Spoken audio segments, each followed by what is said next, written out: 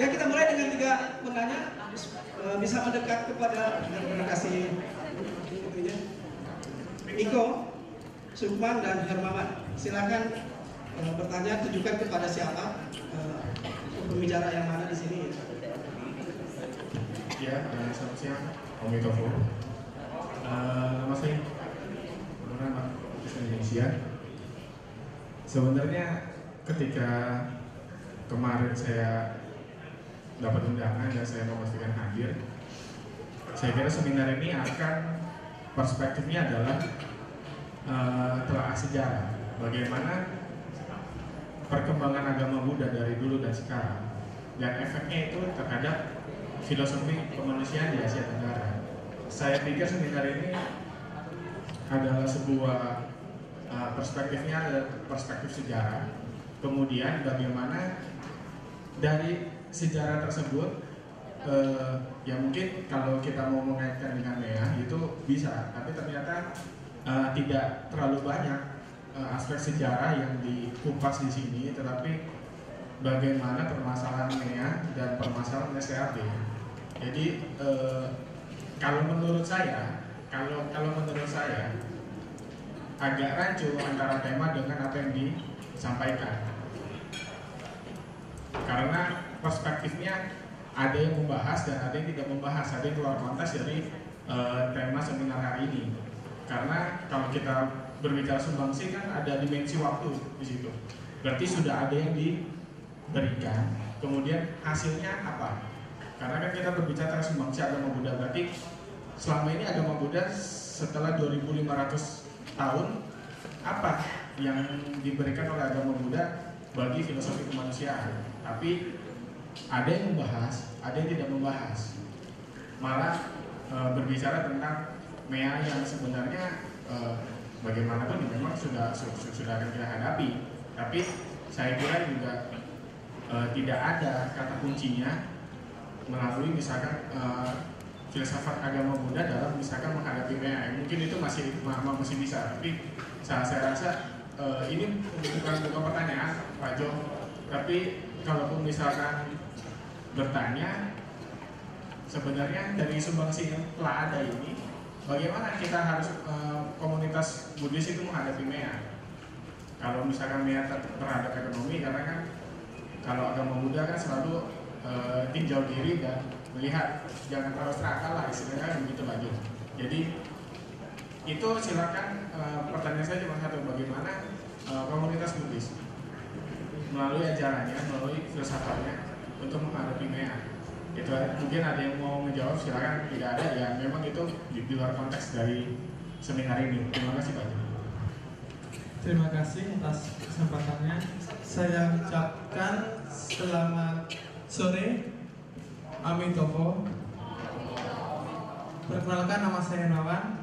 Saya dari Sekolah Tinggi Agama Buddha Negeri Sriwijaya, Tangerang. Yang ingin saya tanyakan, sebenarnya pertanyaan dari awal tadi, tapi karena pertanyaannya baru sekarang.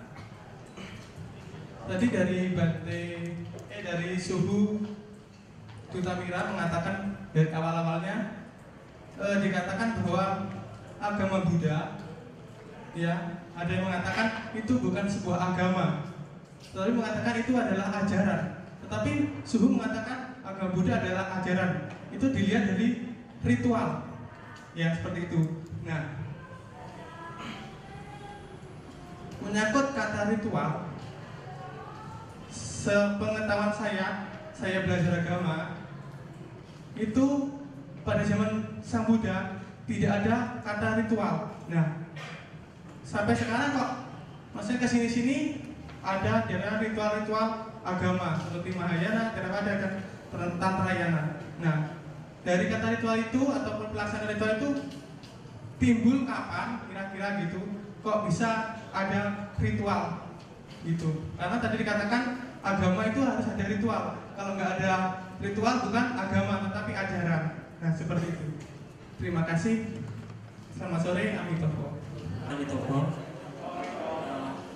Baik. Dari judul yang diangkat dalam seminar ini memang sangat menarik. Sangat langka kita bicara mengenai peran Buddhis.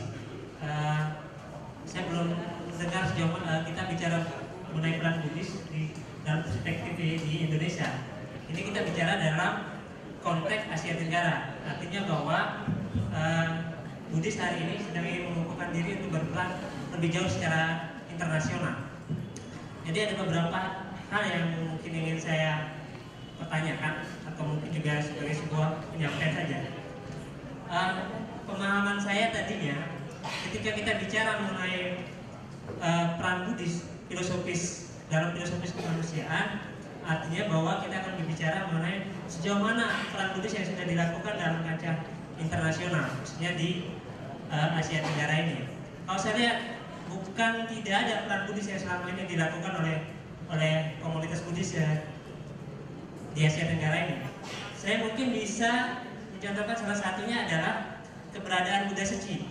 Keberadaan Buddha Seci adalah salah satu peran Buddhis Buddhis Asia Tenggara.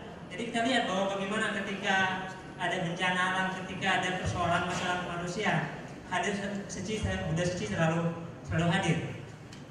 Itu salah satu yang bisa kita lihat secara kasat mata. Kemudian kalau kita tarik ke belakang lagi dalam konteks sejarah Nusantara, Buddhis besar di Indonesia cukup banyak memberikan pengaruh-pengaruh budaya terhadap di Nusantara ini yang mencap, yang mungkin saja wilayahnya yang sangat-sangat luas, dan tentunya peninggalan-peninggalan tersebut tidak lepas dari konteks Buddhism. Nah ini yang mungkin menjadi pertanyaan saya sekarang adalah dalam konteks apa Buddhis ini berperan secara strategis di kancah Asia Tenggara ini? Apa yang peran yang sudah kita lakukan?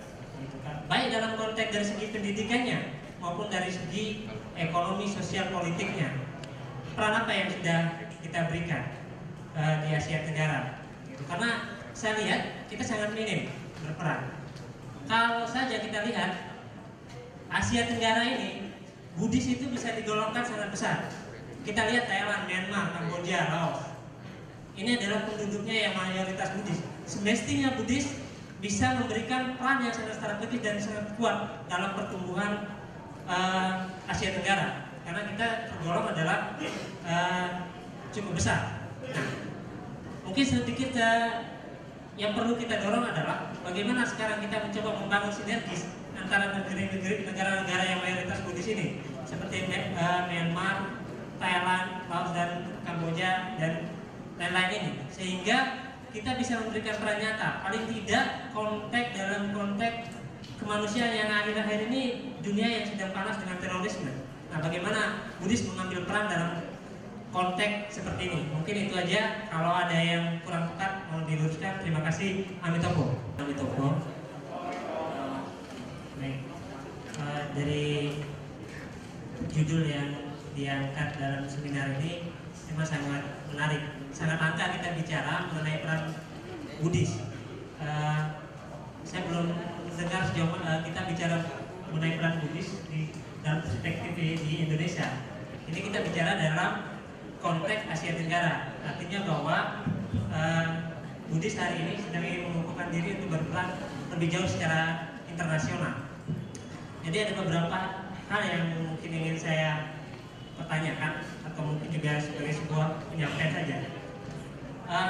Pemahaman saya tadinya ketika kita bicara mengenai peran Buddhis filosofis dalam filosofis kemanusiaan, artinya bahwa kita akan berbicara mengenai sejauh mana peran Buddhis yang sudah dilakukan dalam kancah internasional, khususnya di Asia Tenggara ini. Kalau saya lihat, bukan tidak ada peran Buddhis yang selama ini dilakukan oleh komunitas Buddhis di Asia Tenggara ini. Saya mungkin bisa mencontohkan salah satunya adalah keberadaan Buddha Seci. Keberadaan Buddha Seci adalah salah satu peran Buddhis Buddhis Asia Tenggara. Jadi kita lihat bahwa bagaimana ketika ada bencana alam, ketika ada persoalan masalah manusia, hadir Buddha Seci selalu hadir. Itu salah satu yang bisa kita lihat secara kasat mata. Kemudian kalau kita tarik ke belakang lagi dalam konteks sejarah Nusantara, Buddhis besar di Indonesia cukup banyak memberikan pengaruh-pengaruh budaya terhadap di Nusantara ini yang mungkin saja wilayahnya yang sangat-sangat luas, dan tentunya peninggalan-peninggalan tersebut tidak lepas dari konteks Buddhism. Nah ini yang mungkin menjadi pertanyaan saya sekarang adalah dalam konteks apa Buddhis ini berperan secara strategis di kancah Asia Tenggara ini? Apa yang peran yang sudah kita lakukan? Gitu kan? Baik dalam konteks dari segi pendidikannya maupun dari segi ekonomi, sosial, politiknya. Peran apa yang sudah kita berikan di Asia Tenggara? Gitu. Karena saya lihat kita sangat minim berperan. Kalau saja kita lihat Asia Tenggara ini, Buddhis itu bisa digolongkan sangat besar. Kita lihat Thailand, Myanmar, Kamboja, Laos.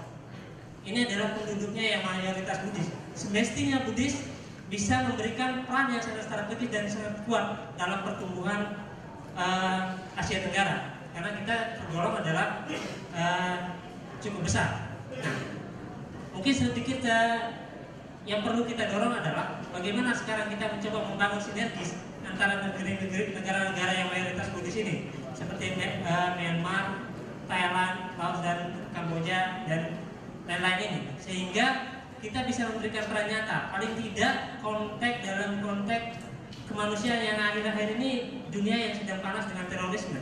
Nah, bagaimana Buddhis mengambil peran dalam konteks seperti ini? Mungkin itu aja. Kalau ada yang kurang tepat mau diluruskan, terima kasih. Amitabha. Saya kira itu 3 penanya yang sudah menyampaikan penilaiannya dan pertanyaannya dari Niko, Hermawan, dan Sukman. Saya kira dari pembicara ada yang mau menanggapi. Pertanyaan pertama soal sumbangan juga, peran Buddhis juga dalam konteks Asia Tenggara, kira-kira juga sama dengan yang ketiga yang tadi gitu. Dan pertama yang kedua nanti yang ditujukan ke semua, yang kedua, pertanyaan kedua soal agama, ajaran ritual. Terima kasih. Kalau makalah ada di tangan ya, tolong dibuka yang terakhir.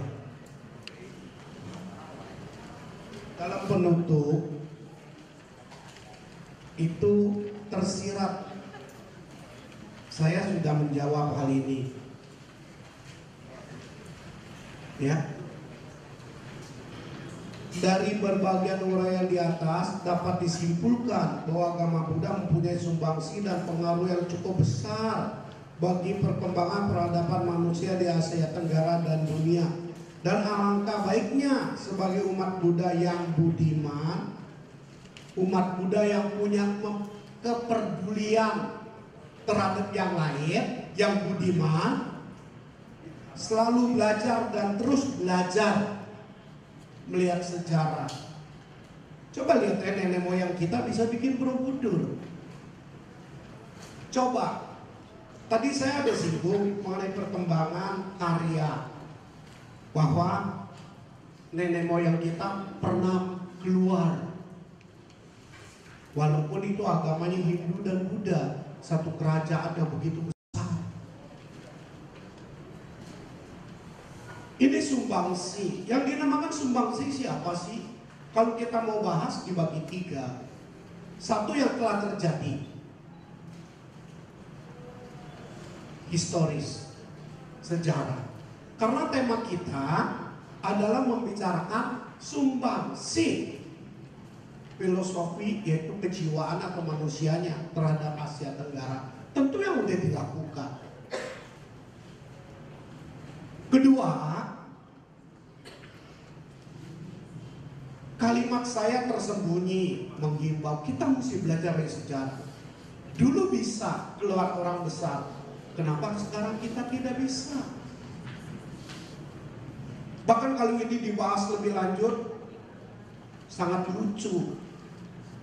Anak keturunan yang beragama Buddha basis Buddhis, katakan Temanggung. Maaf, ini studi riset ya. Kenapa pindah agama? Waktu saya jadi Samanera saya tahu di Temanggung 90% lebih itu Buddhis. Sekarang ini pasti ada yang salah. Buddhis tetap Buddhis, ajaran tetap ajaran. Bahkan kita dengan bertepuk dada mengatakan ajaran Buddhis sunyata, nggak kalah oleh zaman, nggak bisa berubah oleh zaman. Kalau Anda, minimal saya ya, ketika saya ke Jerman, ketemu seorang dokter, dia melihat saya pakai jubah gini, "Are you mau?" Dia bilang, "Yes, I am." Wah, kenapa? Dia senyum, terus saya nanya, "Apa kamu beragama Buddha?" No, but I respect.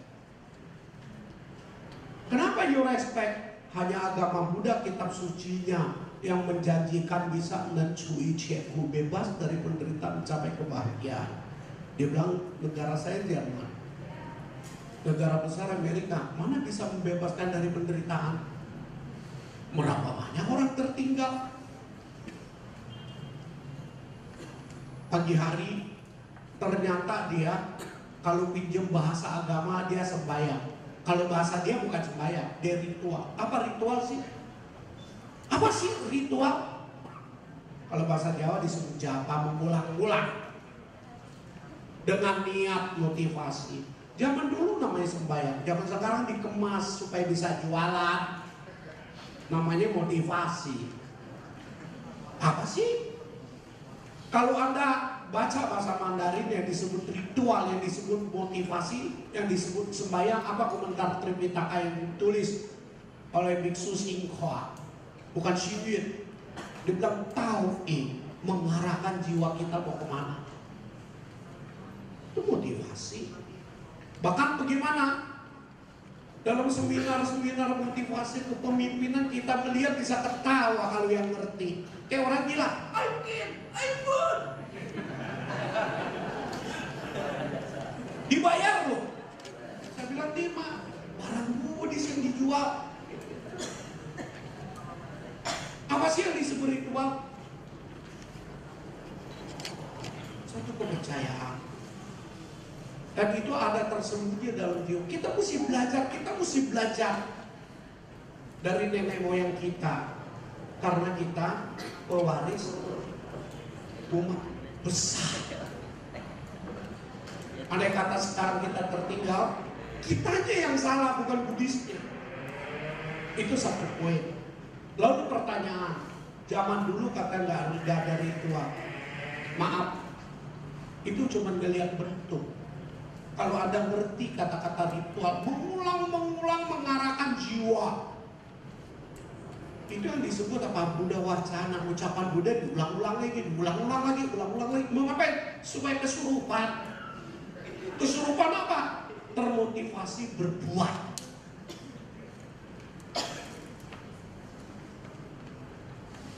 Sebab itu ketika ada seorang biku mengatakan agama Buddha bukan agama, adalah Jiaoxie, ajaran. Saya bilang gak salah. Dia tanya sama saya, kacuan kitab suci apa? Saya bilang Kancing jelas ngomong. Sim so fung sim dibilang. Lu mesti yakin, lu mesti terima, dan lu mesti fighting. Sebab itu pengertian agama Buddha cuma sebagian mengatakan sembahyang selesai, itu salah. Kita namaskara 3 kali. Jadi namaskara pertama tuh motivasi. Dia mau horeng ke, omi tohut ke. Dia mau budang sarunang gacami ke atau bagaimana, itu cuma motivasi. Setelah itu bagaimana? Dia mesti mau fighting dong. Kita namaskara 3 kali. Saya menggunakan filsafat yang disebut Tribuana. Sanje, Karma Datu, Rupa Datu, Arupa Datu. Karma Datu kita tuh ritual. Kalau ditanya zaman itu di zaman apa? Banyak. Anda mau nanya ritual mana? Fangsen, katanya di Indonesia kan populer. Fangsen itu zaman apa? Dalam zaman disebut Buddha yang muncul di timur. Dianggap Xi Jiedashi itu pendiri Ken Taichung itu Buddha yang lahir di Jepang. Itu yang mempengaruhi sampai di Jepang. Sampai di Jepang itu melahirkan banyak sekte, antara lain di Ciren. Bahkan ada yang namanya di Cirennya Sosu yang paling benar katanya. Berpendapat itu yang bikin ritual Fangsen itu beliau. Nah, kalau dilihat dari Tripitaka, tadi kan saya sengaja mengantar dengan kata-kata Tripitaka karena memang paketnya ada di Indonesia. Buddha Dara, ya, Vinaya, Sutra, kan ada sastra. Sastra Pitaka itu tulisan para sesepuh, para arhat, para guru-guru besar. Dan setiap mazhab punya guru besar favoritnya. Nah, tadi saya bilang sumbangsi Mahayana mengenai filosofi tanah sucinya. 3 poin yang saya bicarakan di sini, Shin Yen Sing itu sebenarnya saya ngambil dari kitab suci Omi Hochi dan banyak lagi. Nomor 1, jadi manusia mesti punya roh. Rohnya mesti mantap, punya cita-cita. Bahkan Cingkang Cimbiang cita-citanya gak bakal mundur, dunia ini hancur bagaimanapun juga. Dia mesti berada di dalam perjalanan berjuang Anutara Samyak Sambodhi. Bahkan saya ada tulis minimal hidup lebih gembira, lebih beruntung dan bahagia. Kalau dia hidupnya gak bisa gembira itu bukan Buddhis. Orang namanya tukang apa sendiri kok.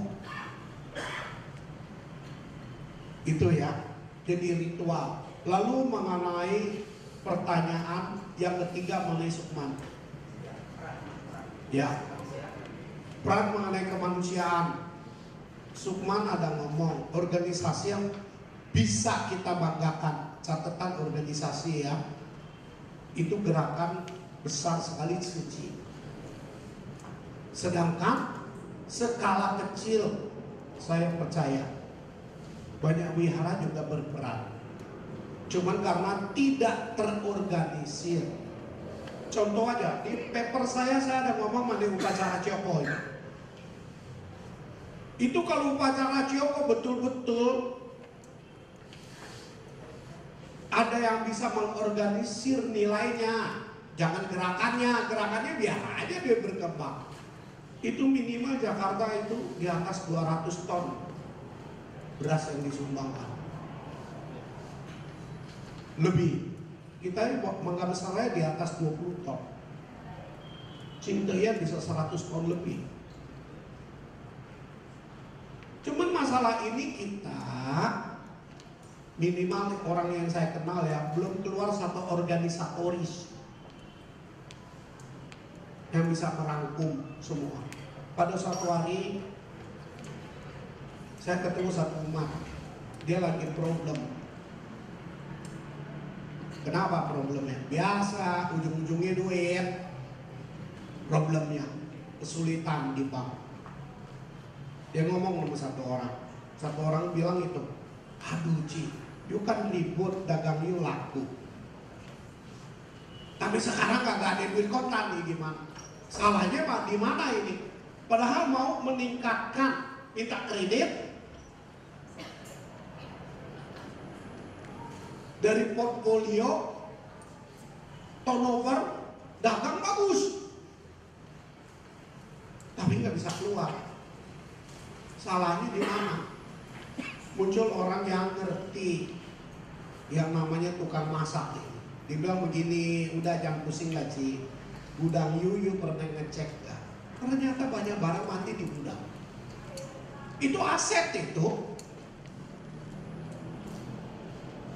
Ngerti orang yang bisa dandani portfolio buat pembukuan, hanya waktu 4 bulannya dia dikasih kredit 100%. Karena memang dia ada kemampuannya, cuman dia nggak bisa jualannya. Itu sama juga begini, ada anak sakit, maaf, anak dari kampung. Begitu dibilang dikasih obat dari Balkesmas wihara saya, dianggap jelek. Vitamin C, oh you mau vitamin C, suruh keluarin dari kamar suhu. Suruh bilang sama si Dina, Din kita jualan. Jualan apa? Bilang dia vitamin C Amerika, kasih lu. Layak gitu. Padahal barangnya sama, cuma dikeluarin kotaknya. Inilah Buddhis. Kita butuh belajar demi belajar.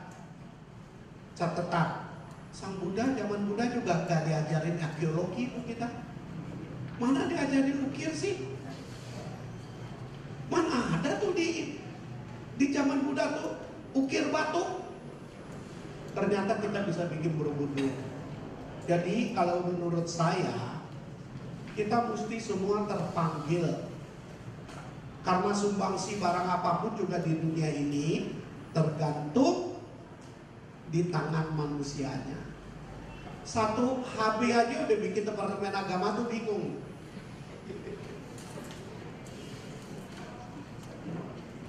Padahal siapa sih HB? Suruh dia kumpulin 1000 orang, ada apa enggak? Nggak ada. Cuman tulis surat menyurat. Dan poinnya ada, bukan poinnya nggak ada. Dari sini kita bisa melihat apa?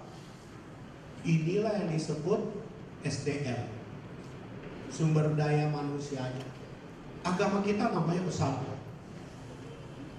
Ajarannya saya juga yakin paling baik menurut saya. Tapi bagaimana melahirkan orang besarnya? Sampai saat sekarang aja ada berapa, nggak usah disebut lah, orang yang cukup terpandang Buddhis dia, tapi KTP-nya bukan Buddhis. Kalau ada apa-apa juga masih suruh orang tuh cari subeni, cari subeni. Buddhis. Lagi kesulitan disuci aja juga mau dia. Itu manusia. Ya. Jadi kembali lagi, sumbangsi filosofi Buddhis terhadap Asia Tenggara luar biasa. Tadi sengaja saya kupas mengenai Tripitaka diawali dengan sila itu sumbangsi. Coba lihat aja, Dewa Datanya nggak dihukum kok, cuma dibilang dijauhkan, disisihkan. Bahkan dikasih stempel biku papa. Bahkan di kelompok waktu saya sekolah juga gitu. Kalau ada brengsek diteriakin biku papa, dia malu, bisa berubah. Hukuman moral sebenarnya lebih berpengaruh daripada hukuman jasmani. Tentu terhadap siapa. Kalau terhadap orang gak mudeng mah susah. Ya, demikian adanya. Semoga terangkum pertanyaannya itu, terutama mengenai ritual ya. Jangan kita lihat bentuknya. Bentuknya bisa berubah-berubah. Bahkan sampai orang juga dibikin bingung tuh. Kalau yang terikat bentuk, oh lu sembahyang lu mesti 9 batang ya katanya. Mesti paikuinya begini. Padahal itu cuma ujung-ujungnya apa sih? Bangkitin motivasi. Itu sumbangsi besar Buddha. Sehingga filosofi tadi yang saya sampaikan, setiap makhluk punya perasaan. Hanya makhluk manusia lah yang bisa jadi Buddha. Ya, terima kasih.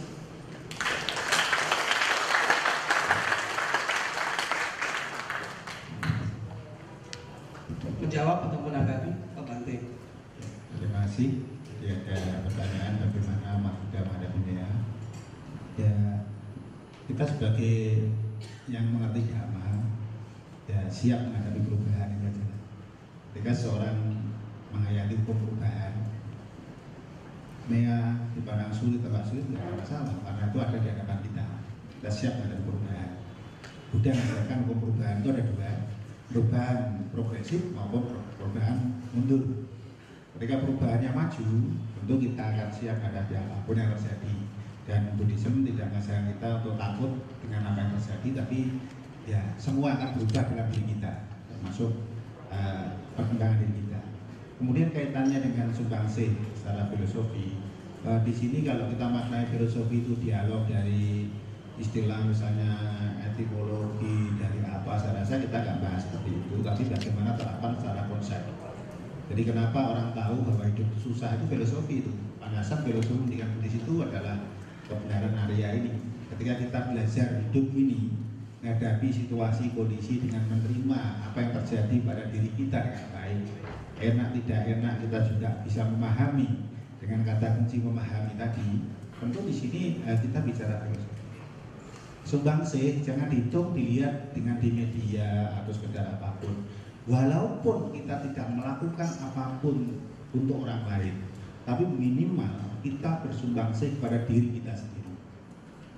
Kita bersumbangsih pada diri kita sendiri, ini manusia, bukan yang lain. Artinya kita juga memberikan sumbangan terhadap nilai-nilai kemanusiaan pada diri kita.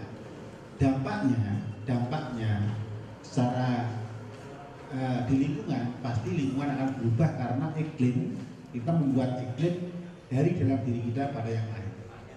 Nah, tentu nilai-nilai inilah yang tentu kita ketahui bersama bahwa pendidikan yang kita garap sejak tahun 70-an di lembaga pendidikan formal maupun non formal berkaitan dengan pendidikan Buddhis, itu pun upaya untuk juga bagaimana umat Buddha mulai melihat realitas berdasarkan esensi nilai-nilai agama Buddha. Nah, tentu bagi kita persoalan-persoalan yang lain, misalnya ada teroris apa, kita nggak usah takut. Belum pernah kita temukan bahwa ada teroris Buddhis. Kalau nanti kita temukan teroris Buddhis ya, oke lah. Tapi sikap kita terhadap kekerasan juga kita barengi dengan sikap mental secara filosofis juga dengan memukul tanpa kekerasan. Maka prinsip cinta kasih, welas asih itu kan kekuatannya luar biasa. Gajah Girime kalah, yang mabuk itu aja takut dengan cinta kasih. Kita pun walaupun kita mabuk dengan apapun, ketika kita tahu bahwa besok mati nggak bawa apa-apa, sudahlah. Walaupun cek di almari itu penuh, nanti mati nggak bisa dibawa. Tetap yang kita bawa pasti kebajikan yang kita tanam. Nah, kehadiran kita di sini ini merupakan salah satu bentuk refleksi real bahwa kita itu berperan untuk tentu persoalan-persoalan yang sedang kita hadapi. Soal secara ritual maupun secara nyata di media yang kita publiskan dan tidak, kadang ada yang orang suka formal, ada yang tidak perlu kita tunjukkan berbuat baik itu. Karena berbuat baik yang nyatat bukan orang lain. Gak ada menteri yang khusus mencatat karena baik orang lain, yang mencatat diri kita masing-masing, sehingga Buddhis itu low profile. Maka teman-teman di Hema Budi itu kita harus juga gerakan melalui politik, melalui apa ya, karena low profile tadi, dan hidupnya tidak kaitan dengan itu ya susah. Kan udah mengelompokkan manusia seperti ini. Pedagang itu kumpulnya mesti sama pedagang, ya bisa kumpul sama penjudi kumpulnya penjudi, kemudian pemain kumpulnya pemain. Nah, politikus di lingkungan kita tuh belum marah, sehingga belum ada banyak kumpul. Kalau sekarang ini sudah mulai berkembang, nanti politikus kumpul politikus ini menular. Akhirnya banyak yang berperan di situ. Nah, prosesnya memang butuh tahapan. Apalagi label di lingkungan kita umat Buddha itu kan label orang kota, orang kampung. Sekarang dulu kan umat Buddha itu dikatakan orang kota. Karena prakteknya di kampung itu banyak umat Buddha. Nah, ini yang label itu teman-teman di kota 65 apa itu ada trauma yang berkepanjangan. Ya kita mau melangkah ke dunia itu, dipanggil urusan sedikit aja rasanya nggak mau pusing lah, panggilin aja. Kenapa ada pengalaman secara filosofis trauma? Hingga belakangan ini teman-teman yang mulai terjun di dunia politik dan yang lain karena sudah memahami eksistensi dan keberadaan dan pengakuan secara hukum di negara Kesatuan Republik Indonesia. Jadi tentu bertahap, dan teman-teman yang ini sudah cukup banyak lah sekarang. Ya, beberapa provinsi ada orang-orang Buddhis yang memang gerak di sistem politik. Tentu dalam hal ini kita sebagai bagian dari Rohinawan dan yang lain ya tidak ingin terlibat dalam politik praktis, politik dhamma aja lah, politik dhamma aja. Kalau kami para ibu ya politik dhamma, kalau itu menghasilkan manfaat dan kita dorong ya kita dorong. Perisu tadi sampaikan ritualnya yang mendorong lagi. Itu tentu yang kaitan dengan yang lain, dan baik masalah-masalah apapun, teroris dan lain nggak usah takut. Walaupun Indonesia itu dikonon di media sosial kita pikir orang luar yang datang ke Indonesia juga terbingung-bingung, berbeda dengan yang dibaca di media dan dilihat di YouTube dibanding realitas ketika di Indonesia. Artinya apa? Bahwa sampai di sini damai, nggak ada masalah, tapi di media menakutkan. Saya kira itu. Terima kasih atas perhatiannya. Kayaknya udah lanjut, kayaknya udah guru saya turun gunung udah menjawab. Tapi saya hanya menekankan dalam hal ini karena saya membahas tentang yang perguruan tinggi PTAB-nya, bahwa PTAB di sini punya peran yang sangat besar sekali dalam menciptakan SDM. PTAB menghasilkan guru agama, PTAB menghasilkan penceramah. Dari lulusan PTAB ini akan membentuk generasi muda yang tentunya sesuai dengan ajaran Buddha. Dengan hasil yang luar biasa, nanti anaknya terdidik dengan baik, dia akan bisa mengubah lingkungannya untuk menjadi yang lebih baik lagi. Dia bisa mempengaruhi dirinya sendiri, bisa mempengaruhi keluarganya, bisa mempengaruhi masyarakat dan mempengaruhi dunia. Kalau kita bisa melakukan suatu perbuatan yang bisa menciptakan generasi muda yang lebih baik, berarti kan itu salah satunya PTAB punya peran yang cukup luar biasa. PTAB menghasilkan suatu lulusan yang terjun di sekolah-sekolah Buddhis, baik di forma dasar, menengah sampai tinggi. Dan itu adalah satu kebutuhan di Indonesia. Ketika itu terbentuk STAB dan menghasilkan sarjana-sarjana yang membantu pendidikan itu, berarti kan nantinya peran STAB ini akan lebih sangat dibutuhkan oleh masyarakat Buddhis di pendidikan. Oleh karena itu perlunya satu pemikiran bagaimana output dari STAB ini yang memang berkualitas, ya, berkualitas dari segi keilmuan, keterampilannya, sehingga akhirnya menjadikan suatu lulusan yang memberikan manfaat besar bagi masyarakat. Saya kira itu berkenaan dengan PTAB. Mungkin nanti yang lain menambahkan Ibu Santinya. Terima kasih. Ya, Ibu Santi.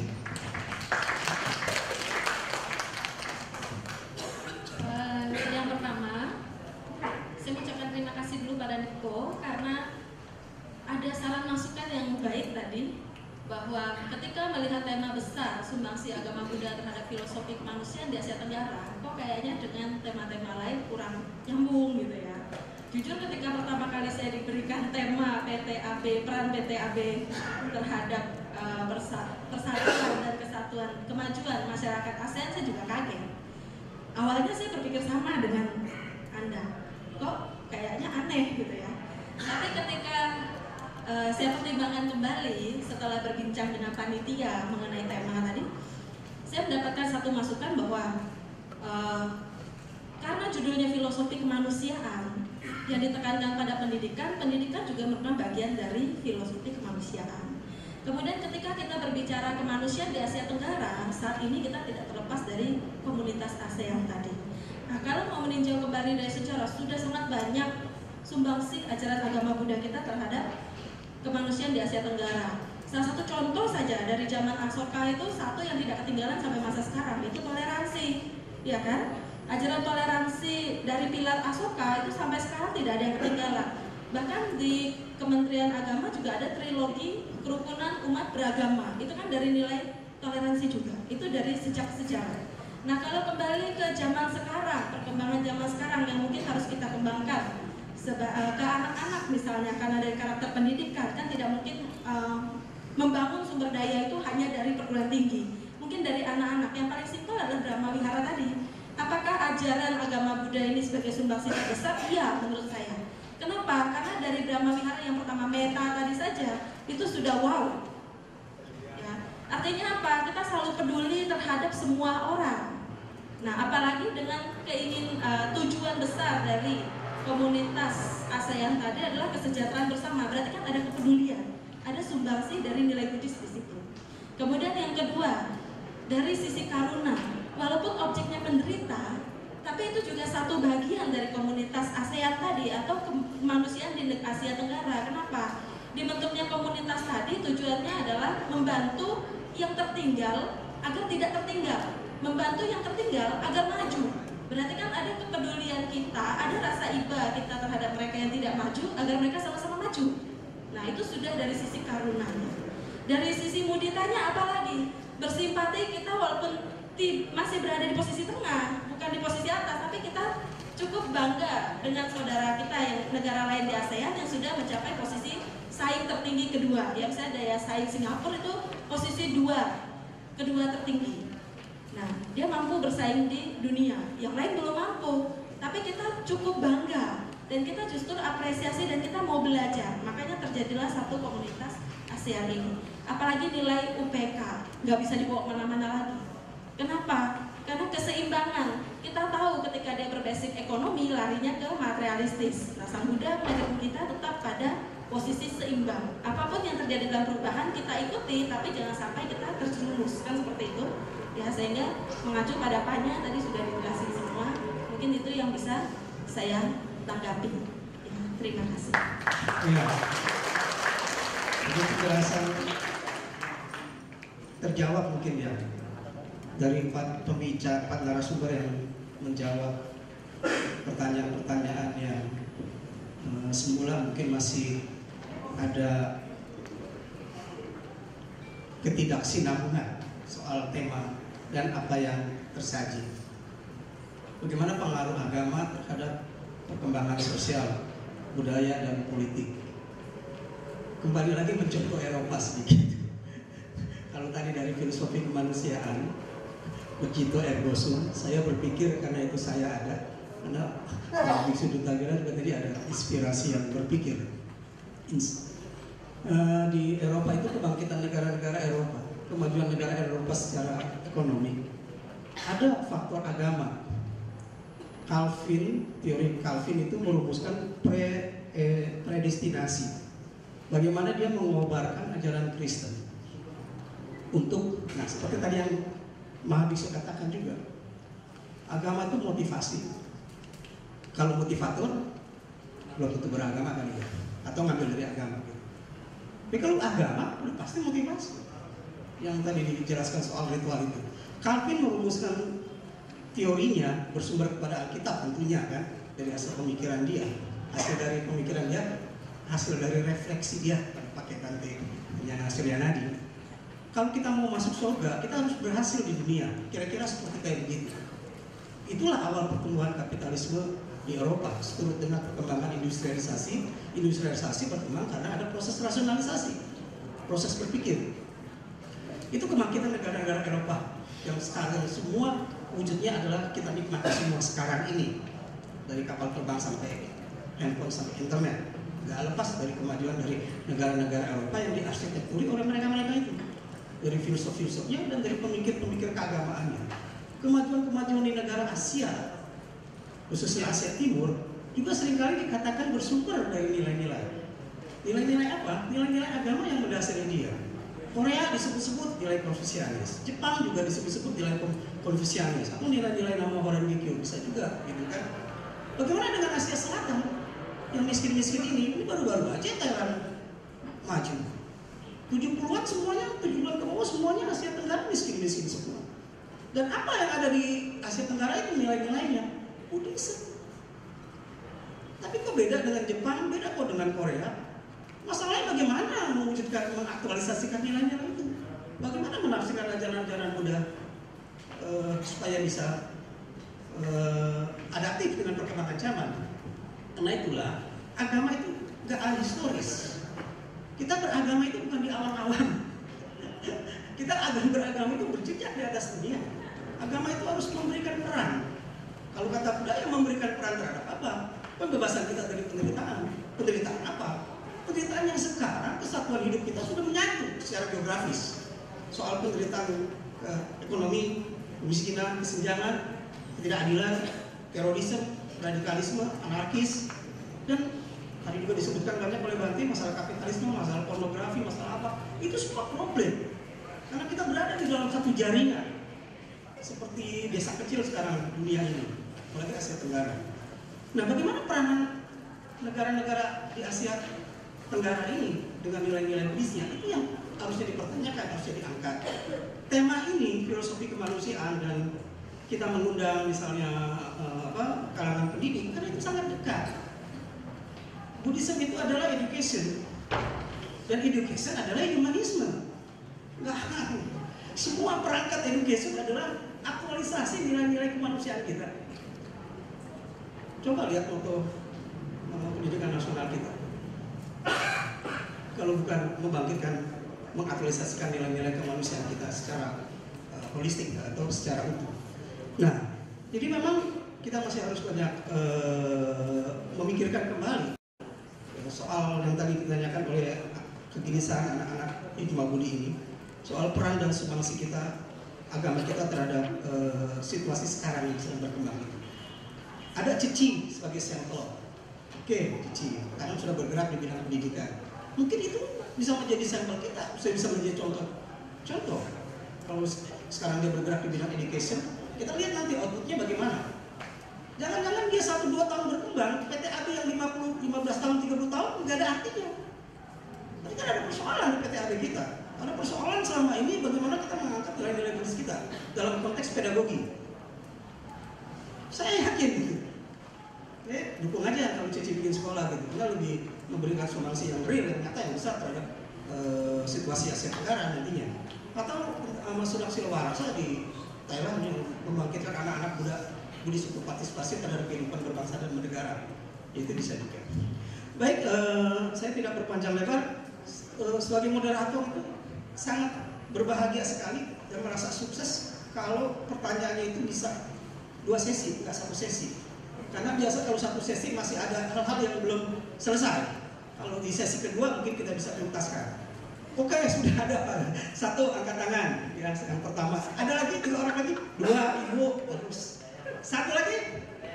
Oh saya, ya saya, silakan saya. Ya, 1, 2, 3. Ya, 1, 2, 3. Baik, yang belakang itu sebutkan nama. Sebelumnya, Namo Amitovo. Terima kasih. Nama saya Sutono, perwakilan dari Forum Kerja Guru Agama Buddha DKI. Mungkin ini masukan, atau mungkin kalau bisa ya dibantu untuk solusinya. Seminar ini adalah sangat baik manfaatnya. Mungkin kita sering berkumpul begini diskusi bersama, sehingga untuk kemajuan Buddha Dhamma di Indonesia ke depannya. Namun alangkah baiknya seminar ini kalau melibatkan dari berbagai unsur. Contoh di sini dalam hal ini dari beberapa PTAB ini sudah duduk bersama. Kemudian kalau bicara nanti untuk perkembangan Buddha Dhamma khususnya SDM-nya, alangkah baiknya dari Kementerian Agama dilibatkan. Kemudian dari tokoh-tokoh Buddhis, pengusaha dilibatkan. Dalam arti begini, untuk perkembangan ke depan, dosen-dosen kita ini yang S3 masih sedikit. Di kementerian, mungkin khususnya di agama Islam, ada program 5.000 doktor untuk bertahap sampai 2020 atau 2025. Nah, di Buddhis, kalau untuk berbicara anggaran, maka harus melibatkan pemerintah, khususnya Kemenag bagian Dirjen Buddha, duduk bersama para tokoh dari PTAB, kemudian dosen-dosen atau bapak ibu guru yang punya kompetensi untuk kemampuannya ditingkatkan dalam hal ini mungkin yaitu sekolah lagi yang S1 ke S2, S2 ke S3 ke luar negeri, kita ada doktor, sehingga untuk mengangkat ketua sekolah tinggi kita tidak kesulitan kalau SDM kita mampu. Nah, untuk itu ke depan mungkin ini perlu digarap lagi seminar seperti ini, tetapi jangan hanya sedikit unsur, bahkan mungkin ini seminar nasional, tapi pesertanya mungkin hanya dalam Jabodetabek. Alangkah baiknya semua provinsi dilibatkan, kemudian panitia menggarap jauh-jauh hari, yaitu pesertanya kalau bisa yang banyak. Kita cari tempat yang luas, kemudian tokoh-tokoh Buddhis karena yang punya anggaran, kemudian kepada rohaniwan, kepada para biku sangga. Ini kan lebih dipercaya daripada mungkin kementerian kalau bicara kepada pengusaha. Mungkin ngepreti lebih manjur atau apa kan bisa dipercaya. Nah, ini untuk pengusaha ini jangan hanya materi, tetapi peran di dalam kemajuan pendidikan Buddhis ini diperhatikan. Bikin wihara, tapi di wihara itu ada sekolahnya. Kemudian sumber dananya kalau pengusaha kan ada, dilibatkan sebagai donatur tetap atau untuk membiayai, khususnya yang perguruan tinggi swasta, untuk peduli menyekolahkan para dosen untuk ke jenjang yang lebih tinggi, sehingga SDM kita mampu bersaing dengan yang di luar sana. Jangan sampai, maaf, saya ngajar di sekolah negeri, anaknya nggak Buddhis lagi, tapi dia bilang papa mamanya masih Buddhis. Saya tanya kenapa? Saya dari TK disekolahkan di non Buddhis. Saya sudah dibaptis. Kalau saya keluar sekarang, saya dapat celaka nanti Pak. Nah, doktrin ini lebih kuat daripada omongan bapaknya nggak dipercaya lagi. Nah, untuk itu kalau kita punya sekolah Buddhis, di situ ada wiharanya. Kemudian hari Minggu orang tuanya datang ngantar bersama-sama, kita ke depan mungkin akan mencapai namanya Buddha Jayanti. Kemajuan Buddha Dhamma di Indonesia akan mencapai kemasan lagi. Untuk itu sekali lagi ke depan bagaimana panitia atau para perguruan tinggi ini mengadakan seminar yang lebih meluas lagi narasumbernya, kemudian pesertanya, sehingga nanti akan mencapai yaitu manfaat yang lebih luas lagi. Terima kasih. Nama saya Esther Setiawati Santoso. Saya salah satu umat di Wihara Sudu Tawira. Saya hanya sedikit saya menyinggung. Judul dari seminar nasional hari ini adalah Sumbangsi Agama Buddha terhadap Filosofi Kemanusiaan di Asia Tenggara. Ada hal yang mengusik pikiran saya. Kenapa banyak umat Buddhis sekarang yang beralih ke agama lain? Apa yang menjadi salah dan bagaimana cara penanggulangannya? Mohon arahan dan saran dari Sudu Tawira. Terima kasih. Momitofo. Perkenalkan, saya Samanira Satparing Saribirya, alumni Sekolah Tinggi Agama Buddha Tawira Jakarta. Tadi Sudu Tawira menyampaikan dalam materinya, yaitu di slide bisa dilihat dalam Sutra Hati atau Prasna Paramita Sutra Sincing dikatakan ada adalah ada, kosong adalah kosong. Ada bisa jadi kosong, kosong bisa jadi ada. Semua itu bersumber dari rasa, pikiran, tindakan, dan alam kesadarannya.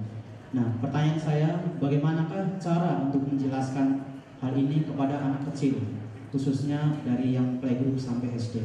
Terima kasih, Bung Toko. Selamat sore, Namo Buddhaya. Perkenalkan, nama saya Taryono dari Sekolah Tinggi Agama Buddha Nalanda. Yang ingin saya tanyakan untuk lulusan PTAB. Jadi sejauh ini saya sering menjumpai ketika lulusan STAB terjun menjadi seorang guru agama Buddha, itu mempelajari tentang pendidikan agama Buddha, tetapi tidak bisa membackup untuk hal-hal yang lain seperti misalnya ada seminar dibutuhkan desainer membuat spanduk dan diminta untuk mengiring sebuah lagu.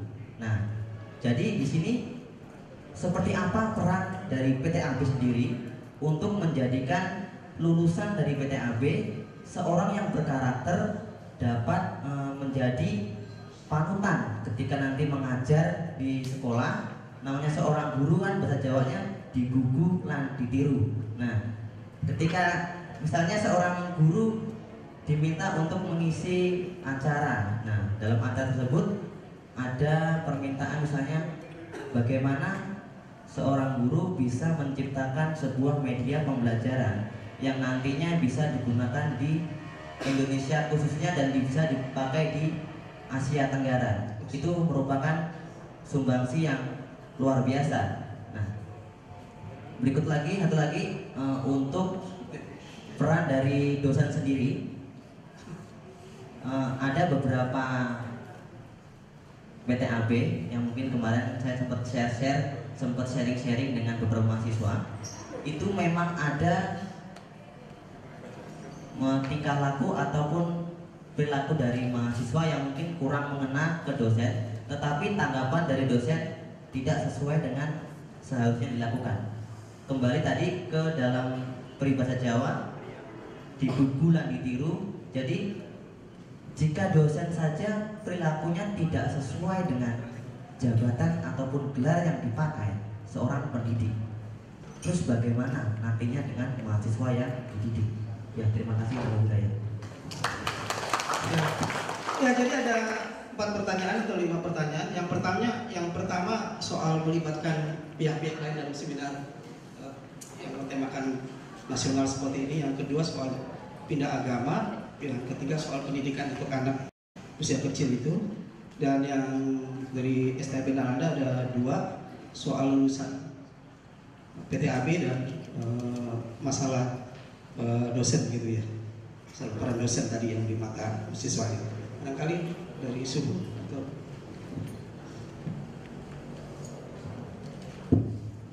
yang pertama harapan atau himbauan dari guru ya di DKI itu patut diperhatikan.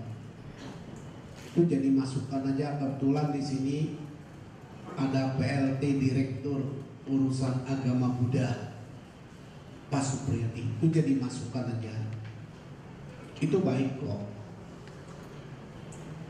Kalau itu ingin dibahas lebih lanjut, memang kita belum punya orang konseptor.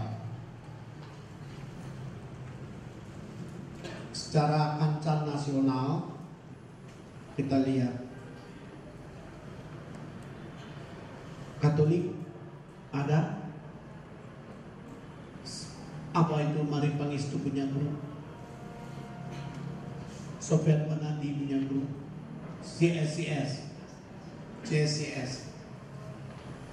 Islam ada, think tanknya itu yang memberikan itu penikiawannya. Buddha belum ada. Tapi kita beruntung ada yang namanya Daniel Johan itu. Dia mau berani I am Buddhist. Dia masuk dalam kancah nasional perihal politik.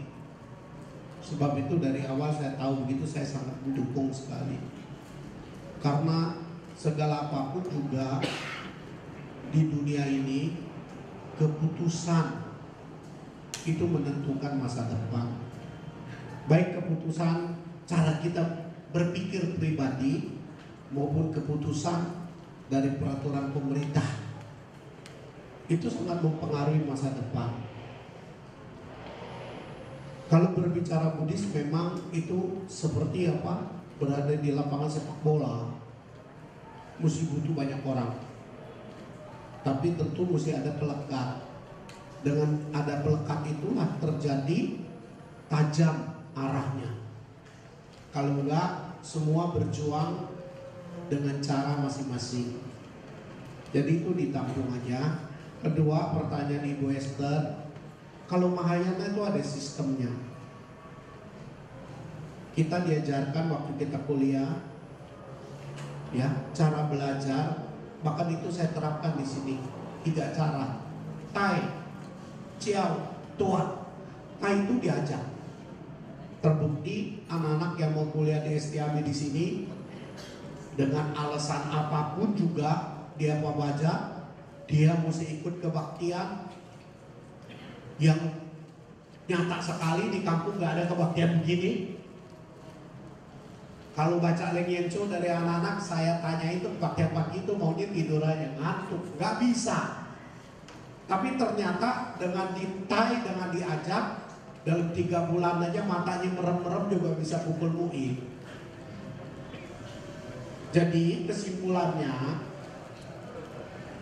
ya, dengan psikologi kejiwaan yang berkembang di masyarakat ini, anak dari umur dini sampai umur 12 tahun tuh anak mama, anak papa. Jadi kalau papa mamanya ajak, kemana mau dia?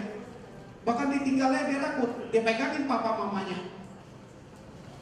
Tapi begitu dia udah punya teman, saya kategori sekarang anak umur 12 tahun. Karena keponakan saya lihat tiap hari itu dari kecil udah pegang iPad, udah pegang handphone.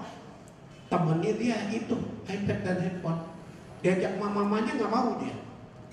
Apalagi udah mulai dewasa, nanti dia jadi anak pacarnya tuh. Mama papanya ajak pergi juga dibilang, aduh sibuk pak, lu aja pergi sendiri. Jadi mesti ditai diajak.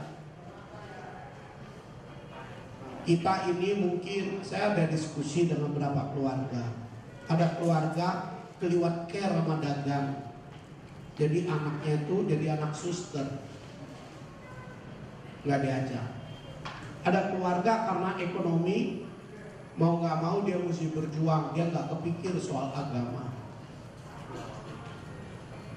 Dan kita ini mesti kasih contoh. Sering saya bilang sama Uma, si Uci ini nggak bisa ngajak anak lagi, udah jadi anak pacar tuh. Jadi mesti ajak cucu, dibiasakan dibawa ke wihara. Habis begitu diajak ke mall kalau ekonominya bagus. Kalau nggak ekonominya nggak bagus juga saya suruh ajak mall. Tapi kasih tahu, ini mall yang ada injek nih 100M nih. Kita injek dulu, nanti kita punya. Ikat jodoh dulu sama tempat yang kaya. Makanya mesti berjuang. Nanti kita beli ini. Karena konsep Mahayana percaya dari nggak ada bisa ada. Karena ada dan nggak ada, nggak ada dan ada, itu tergantung manusianya. Sering kalau saya dapat rezeki, ya anaknya banyak nih ya. Ayo cobain makan terigu Eropa, saya bilang. Nempel dulu sama yang kaya. Ini sebenarnya konsep yang ada di dalam mitologi. Ini yang tadi saya ada ngomong konsep lingkungan. Jadi kalau sistem teori ada, cuman praktek juga tergantung manusia. Kesimpulan, mau ditai kalau anak atau orang mulai dari kecil. Kalau orang yang di dewasa mesti diajak kalau dia lagi butuh. Kalau nggak butuh dia nggak bakal mau diajak. Tapi tetap kita tai, kita ajak. Asal bisa jejelin aja 3 bulan, 6 bulan, setahun pasti jadi. Itu anak-anak yang datang ke sini dibawa, bahkan suhu bangunin pagi-pagi. Dulu suhu bahkan nyanyi itu, bangunlah jiwanya, bangunlah badannya demi masa depan kamu. Lu tanya anak-anak semua, tak teriakin begitu. Jadi konsep kalau mau pakai teori ditai, diajak. Begitupun juga berbicara kebangsaan, organisasi mesti ditai, diajak. Apa sering bikin pertemuan, ngobrol, diskusi. Tapi kalau bagus ada konseptor. Konseptor. Sebenarnya konsep Buddhis ada tak? Ada. Gampang kok. Tanemin dia punya keyakinan dulu, mesti fighting. Pak Jo tadi bilang, rupanya konsep berpikirnya, filosofinya tahun abad 16 tuh, aku ada, aku berpikir. Itu sebenarnya konsep cingkang-cing tuh. Bos, yang aku sudah ada, yang ada apa? Ada utang apa ada duit? Sifat baik, sifat buruk. Sebab itu teori cingkang-cing bilang jangan siap, lu manusia lu punya kebutuhan lo. Tadi suhu udah singgung dikit.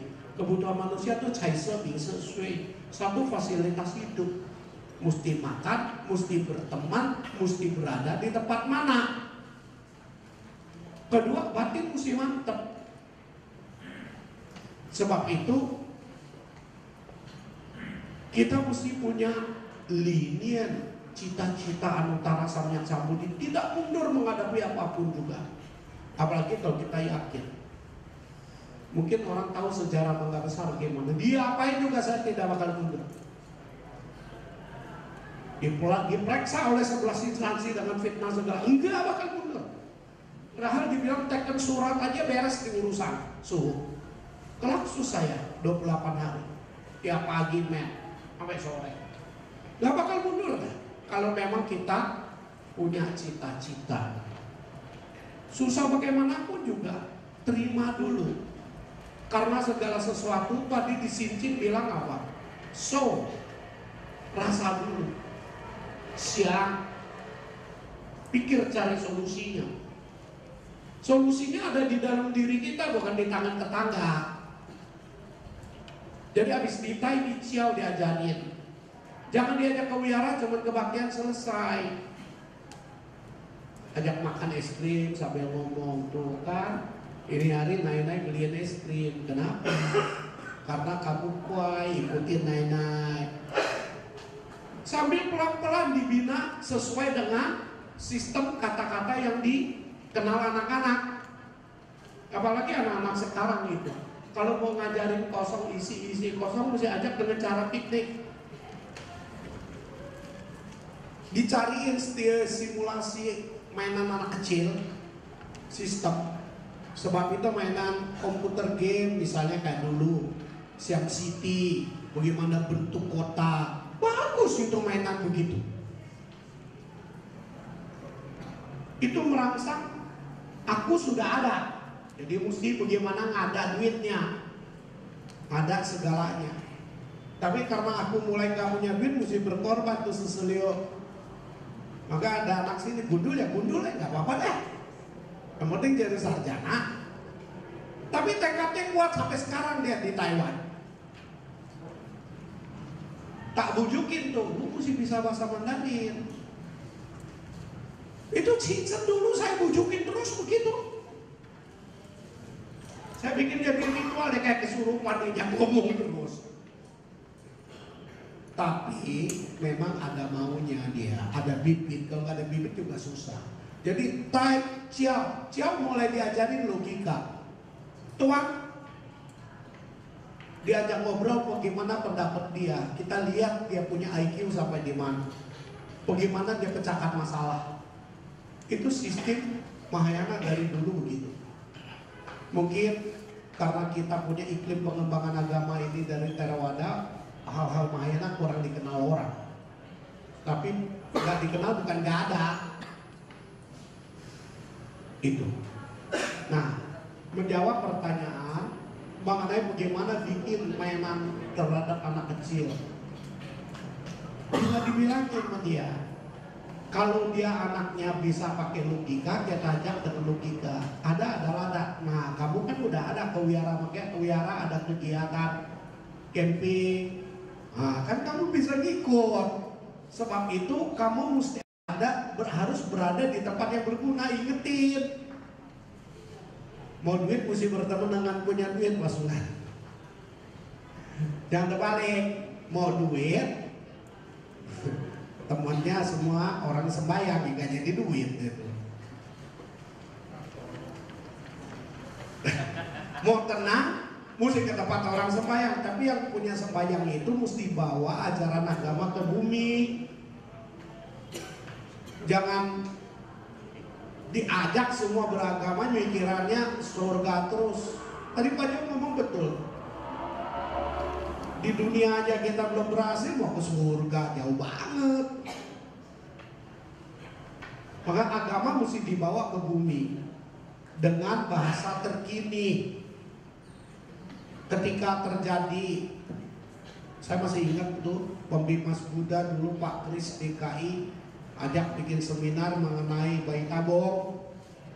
Gimana sih kamu Buddhis? Suruh ngomong tuh pertemuan. Itu mah gampang Pak Kris kan. Buddhis prinsipnya semua kan berubah. Sekarang ada konsep begitu, kenapa kita tolak bayi tabung? Orang mau kok bayar duit, kenapa kita mesti keluarin fatwa nggak boleh? Sebenarnya Buddhis itu komplit semua. Cuman bagaimana cara kita bawanya dalam kehidupan kita sehari-hari. Satu lagi perlu diperhatiin, maaf saya singgung di sini ya. Lihat aja, hanya di dalam agama kita tingkatan kesucian dibikin bertahap. Sotapana lah, sakadagami lah, anagami lah, arahat lah. Makanya saya sering ngobrol. Angka 6 yuk sotapana tuh naik kelas. Angka 7 sakadagami. Angka 8 yuk anagami. Angka 9 arahat. Angka 10 biarin kasih budak. Maksudnya apa? Belajar agama Buddha jangan stres, harus bertahap. Kalau memang problem Buddhis sebenarnya gampang, bebas dari penderitaan. Tanya ke diri sendiri, yuk penderita apa sih? Oke, ya dapat duit kan? Bebas dari penderitaan, duit. Tapi jangan cuma duit, karena yang namanya jensiang manusia itu 5. Sarana hidup, hatinya mesti mantap. Yang udah punya duit lalu ngedugem lagi, cari masalah.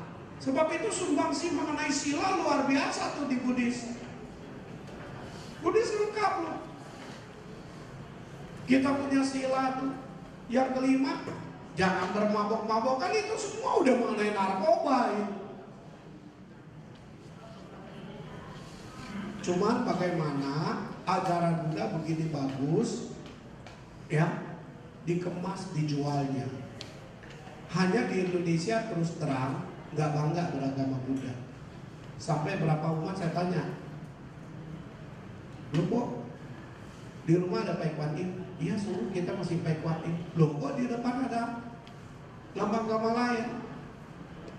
Biarinlah suhu. Kenapa biarin? Saya tanya kenapa biarin? Belum bangga dia beragama Buddha. Tapi kalau di luar negeri enggak. Di situ mengajarkan kita Chungsen siang. Di masyarakat itu dinamis. Ada satu tempat Buddhisnya kuat, ada satu tempat Buddhisnya lemah. Jadi kita jangan berkecil hati karena kondisi. Kita mesti punya fighting. 3 poin. 1 punya cita-cita, 2 punya otak berpikir, 3 mesti punya sanfangpian, cara upaya kausalia, waipulia, bagaimana cara mencapainya. Saya pikir saya menjawab pertanyaan yang kedua sama yang ketiga. Ya.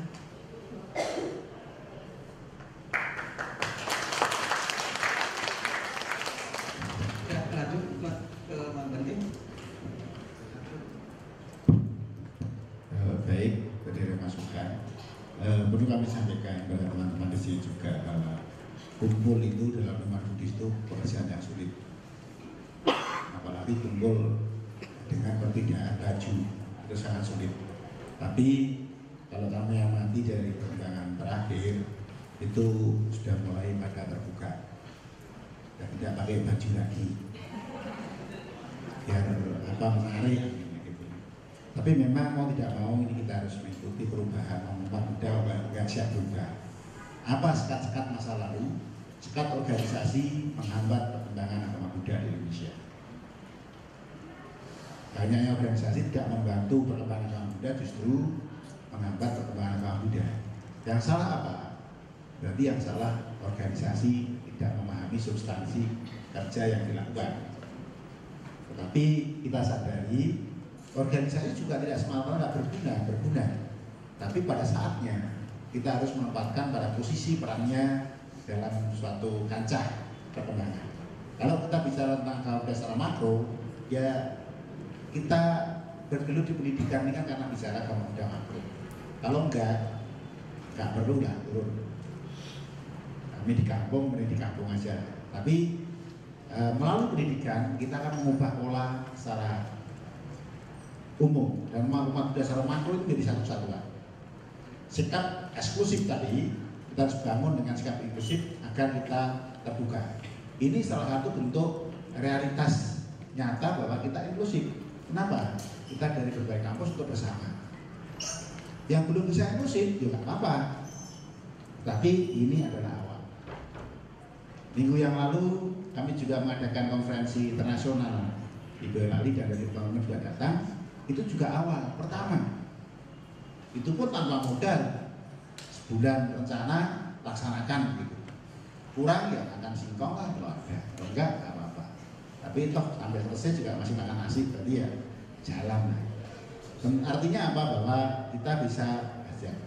Kemudian kaitannya dengan pindah, memang ini persoalan kita yang kita hadapi adalah pendidikan. Dan pendidikan ini kenapa kita juga getol? Karena kehilangan di antara anggota keluarga kita juga berasal dari pendidikan.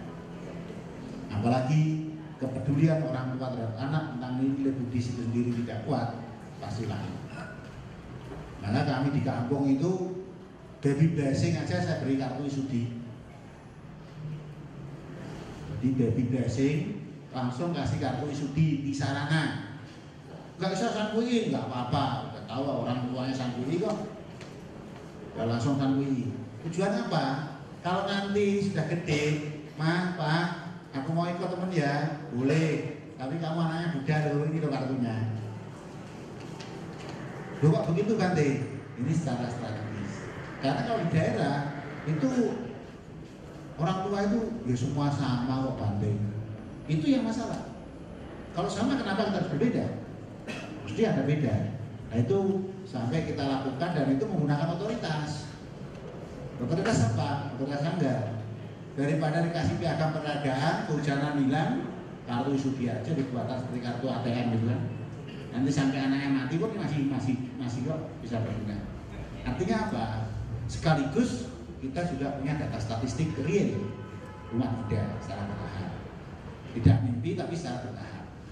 Nah kalau kita di kota, pekerjaan kita sulitnya di situ. Sulitnya kaitannya dengan admin, kondisi umat dan statistiknya. Saya rasa itu sangat bagus. Kemudian dari ajaran untuk bersama kami juga sangat setuju dan berapresiasi. Dan kemudian semua unsur ya, tapi kan ini juga hampir semua unsur yang mungkin tidak banyak. Tapi tidak banyak tidak apa-apa, yang penting ada mau. Awal dari kemauan inilah juga awal dari kesuksesan kita.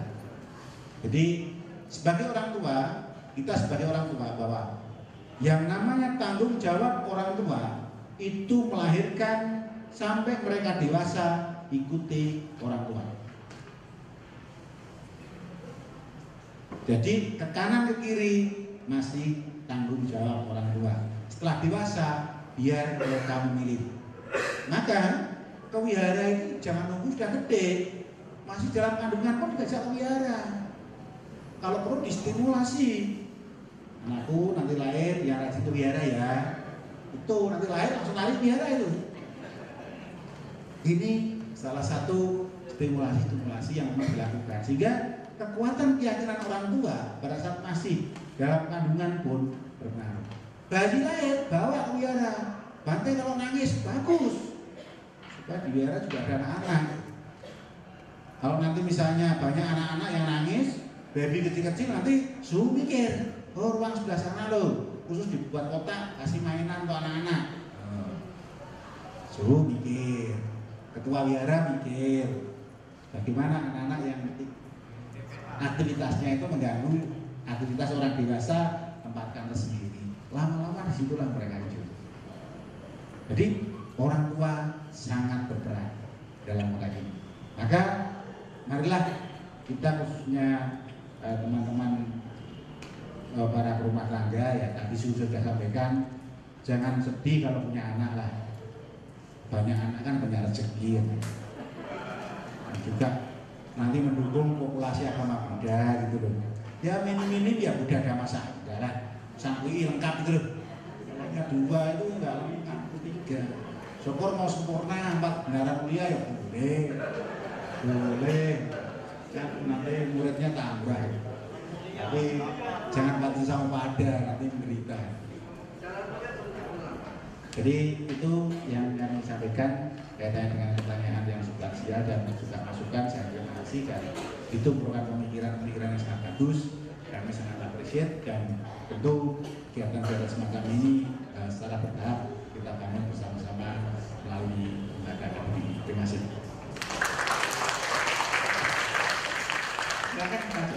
Ya, saya mau tambahkan untuk beberapa hal, di antaranya berkenaan dengan pindah agama. Kita melihat bahwa banyak siswa sekolah yang Buddhis mau masuk ke sekolah, tapi sekolah Buddhisnya nggak ada. Mau masukin ke sekolah yang umum, tapi guru agamanya nggak ada. Masukin negeri, kadang-kadang nggak ada guru agamanya juga. Ayo masuk ke sekolah yang di dalamnya tidak ada pelajaran agama. Itu berlanjut dari SD, TK, SD, SMP, SMA, lupa. Orang tua juga nggak ngajak hari Minggu ke wihara. Bablas sudah. Itu. Jadi ya pertama kita mesti dukung sekolah-sekolah Buddhis. Kita ajak saudara kita sekolahkan sekolah Buddhis. Kedua, kalau sampai tidak ketemu sekolah Buddhis, minggunya diajak ke sekolah minggu. Ini ikatan harus diikat, ya. Dan juga sampaikan bahwa yang terbaik yang setelah kita pelajari adalah agama Buddha. Bagaimana caranya anak kita tuh memahami agama Buddha dengan berbagai cara, mungkin dengan musik, mungkin dengan cerita, dengan CD, dengan film, macam-macam cara. Karena kita melihat bahwa agama Buddha adalah agama yang mengajarkan kepada tujuan akhir, angka yang jelas. Bagaimana caranya itu? Jadi jangan nanti toleransi dilepas akhirnya lepas semuanya. Ya. Kemudian untuk yang PTAB, untuk menghasilkan suatu urusan yang baik itu kan tergantung dari beberapa hal, di antaranya kurikulum. Kurikulum itu kan terjadi perubahan-perubahan dikarenakan masukan salah satu dari penggunaan urusan. Penggunaan urusan itu kan diundang, ditanyakan, oh urusannya ini dari PTAB ini kurangnya apa? Oh nggak bisa musik, ya wis masukin pelajaran tambahan musik, ya masukin di kegiatan band. Oh berceritanya kemampuan komunikasi, perlu latihan komunikasi, yaitu dengan latihan ceramah. Oh mesti tambahin kemampuan IT, masukin pelajaran tambahan IT di mata kuliah di kurikulumnya. Jadi dua hal itu kurikulum selalu berubah, disesuaikan dengan kebutuhan di masyarakat. Ini berkenaan dengan salah satu juga berkenaan dengan akhlak daripada lulusan itu sendiri, itu juga sebagai suatu penilaian plus. Apabila lulusan dari PTAB punya moral yang bagus, etika yang bagus, wah dipuji itu, orang akan melihat lulusan dari mana. Nah untuk itu perlu yang namanya suatu angka-angka secara kurikulum ataupun secara kegiatan-kegiatan yang mendukung suatu keterampilan, itu perlu diikuti oleh mahasiswa itu sendiri. Di antaranya kegiatan prabaja, samanera, atasilani, mungkin nanti wipasana selama 10 hari, kemudian nanti dan macam-macam kegiatan. Kalau di perguruan tinggi luar negeri itu untuk yang Buddhis biasanya wajib wipasana 10 hari, ya. Jadi ada beberapa hal yang nanti mendukung. Nah tentunya untuk bisa output yang demikian perlu suatu pengkajian yang dari banyak faktor itu untuk membuat lulusan PTAB sesuai dengan harapan yang berkualitas dan moralitasnya bagus. Itu kira-kira masukannya, tambahannya. Terima kasih. Tambahan. Menanggapi masalah PTAB tadi, memang perbedaan antara dosen, guru maupun dengan mahasiswa dan siswa, ya seharusnya dua pihak ini saling terkait dan saling memahami. Tapi memang terkadang ketika ada ketidaksepahaman, akibatnya terjadi bentrok, ya. Kemudian seyogianya memang posisi seorang guru tadi dikatakan digugu dan ditiru itu memang benar, sehingga guru maupun dosen seyogianya sebelum menerapkan karakter Buddhis atau menuntut satu sistem bahwa mahasiswanya akan baik atau siswanya akan baik, dirinya sendiri dulu harus baik terlebih dahulu, ya. Kenapa?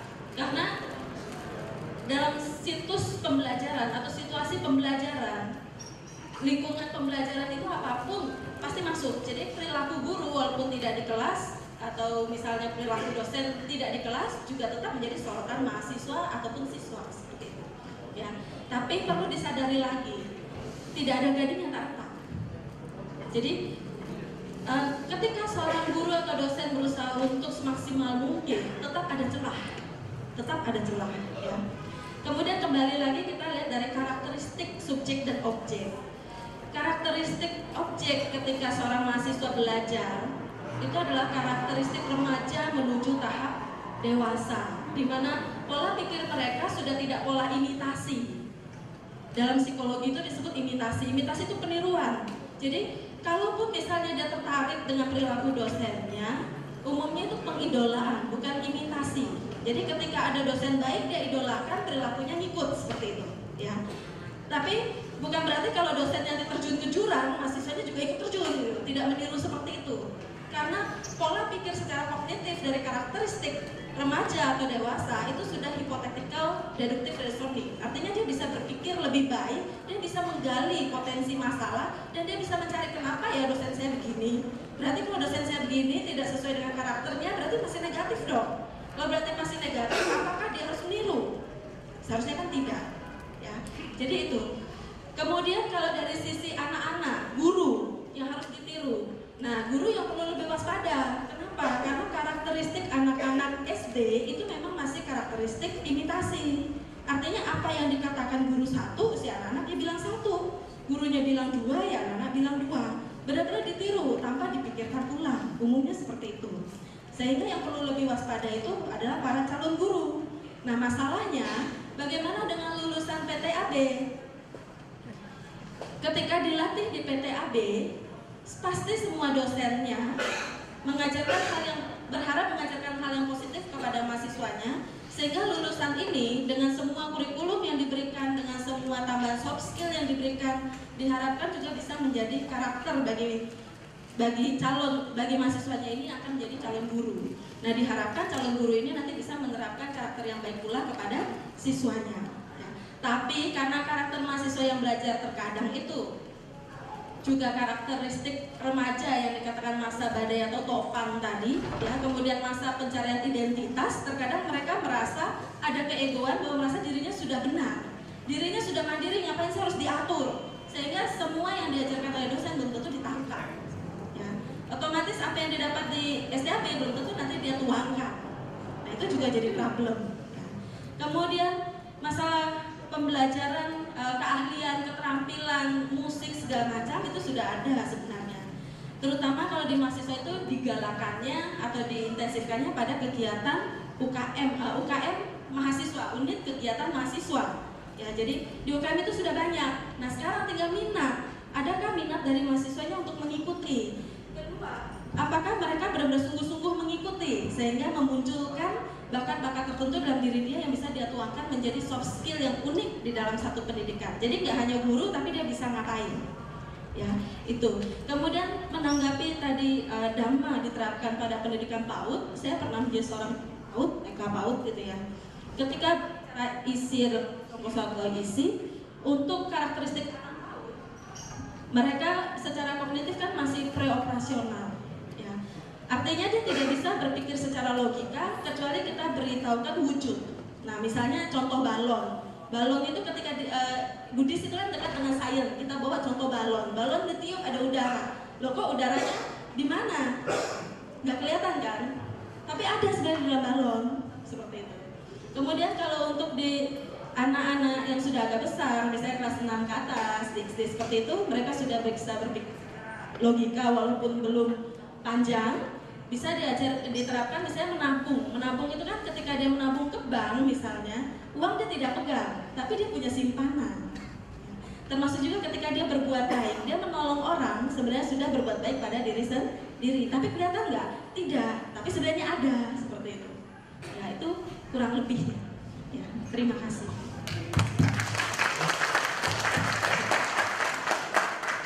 Tepuk tangan semuanya untuk keempat narasumber kita.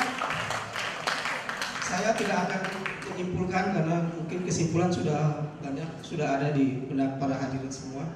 Cuman satu kata bahwa perguruan tinggi agama Buddha atau dunia pendidikan Buddhis berperan besar untuk dapat memberikan sumbangan yang besar pula kepada datangnya masyarakat ekonomi Asia. Sekarang tanggal 12, jadi 2 minggu lagi. Wujudnya lagi mana tuh Mea, kita tunggu aja, kita lihat aja. Boleh tunggu di bandara juga boleh.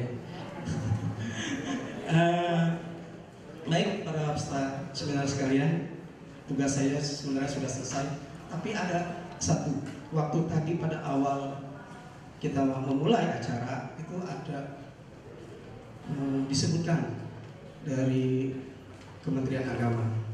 Kebetulan sekarang sudah hadir, bukan di pembuka, di penutup. Pembuka dan penutup katanya sama aja. Baik, saya persilakan ke Bapak Dr. Supriyadi untuk bisa memberikan sambutan sehubungan dengan seminar ini. Tadi malah ada usul supaya melibatkan banyak pihak, termasuk Kementerian Agama. Silakan Pak. Baik, yang mulia Suhu, Bante, Bapak sekalian, mahasiswa dan dosen serta akademisi dan para peserta seminar ini, saya sampaikan bahwa apa yang sudah dilakukan oleh kawan-kawan di Perguruan Tinggi Agama Buddha, bahwa ini merupakan kegiatan pertama bahwa seluruh perguruan tinggi sudah melakukan sebuah perubahan totalitas, di mana pada saat-saat lalu para mahasiswa perguruan tinggi hanya terlibat dengan kejenuhan mereka, dengan keenakan mereka, kenyawanan mereka, hanya menerima tanpa proses sesuatu. Tapi hari ini perguruan tinggi tahun 2015 sudah banyak bergerak, dan kita adalah melakukan kegiatan yang bersifat akademis, dan hari ini kita sebenarnya merupakan kegiatan yang bersifat akademis yang harus terus dikembangkan dan harus dikeluarkan. Dan kenapa? Berbagai langkah dilakukan, berbagai perubahan dilakukan. Jakarta sudah berapa kali dilakukan, di Nalanda, di Semarang, di Sriwijaya, di Sriwijaya. Hampir seluruh negeri sudah melampaui dari taraf yang kami lakukan. Kami di Jen Buddha sudah memberikan bantuan berupa bantuan penelitian dan penelitian. Dan di situ diharuskan bahwa setiap penerima bantuan harus melakukan seminar.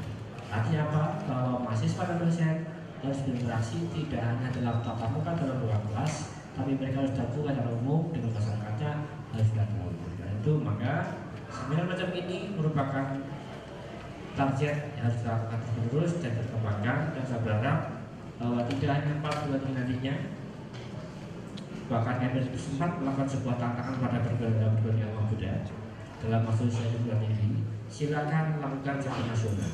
Tapi sampai hari ini belum dilakukan, dan mudah-mudahan nanti tapi segera dapat dilakukan untuk mengundang secara nasional dari seluruh perguruan tinggi agama Buddha yang ada di Asia. Jadi tema ASEAN bukan berarti hanya ada di Dotawira, tetapi tema ASEAN sudah juga dilakukan kemarin di Semarang. Jadi itu sudah ada tema, sehingga tadi kalau moderator seperti apa sih yang nanti ke depan kita jawab bersama-sama. 2016 mudah-mudahan Buddha harapan dan terbaik untuk masyarakat Buddha Indonesia. Sekian, terima kasih.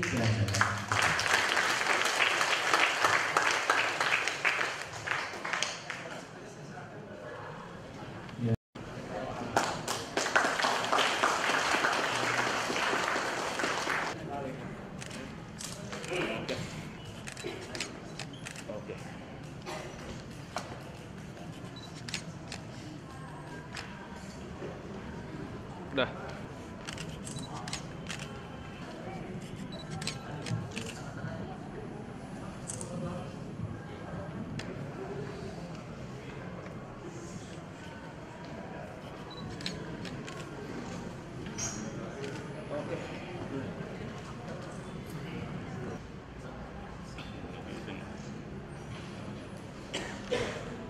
Dan kepada para hadirin, bagi yang sudah dibagi kuesioner, harap nanti diisi sebelum pulang ke tempat masing-masing, diserahkan kepada panitia. Terima kasih.